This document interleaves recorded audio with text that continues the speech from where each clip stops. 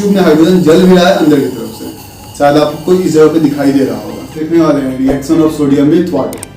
Sodium एक highly reactive matter है जो वाटर के साथ रिएक्ट करके सोडियम हाइड्रोक्साइड और H2 गैस लिबरेट करता है।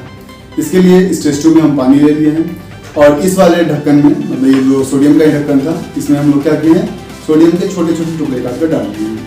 अब जैसे ही सोडियम को इस पानी में डालेंगे ये इससे रिएक्ट करेगा और बनाएगा H2 गैस, और इस सॉल्यूशन जो होगा ये NaOH का होगा। इसको हम लोग वेरीफाई करेंगे by the use of universal pH paper. तो इसमें हम क्या करते हैं, सोडियम को डाल देते हैं।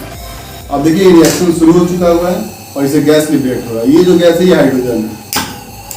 हाइड्रोजन गैस पॉप साउंड के साथ जलता है और ये वाला आपको दिख रहा होगा। और इस टेस्ट ट्यूब में हाइड्रोजन जल भी रहा है अंदर की तरफ से, शायद आपको इस जगह पे दिखाई दे रहा होगा। ठीक है, ये हमारे पास यूनिवर्सल pH इंडिकेटर पेपर है। इसको जब हम सॉल्यूशन में डिसॉल्व करेंगे तो इसका कलर जो है आपको वॉयलेट निकल जाएगा, क्योंकि ये जो सॉल्यूशन है हाईली बेसिक।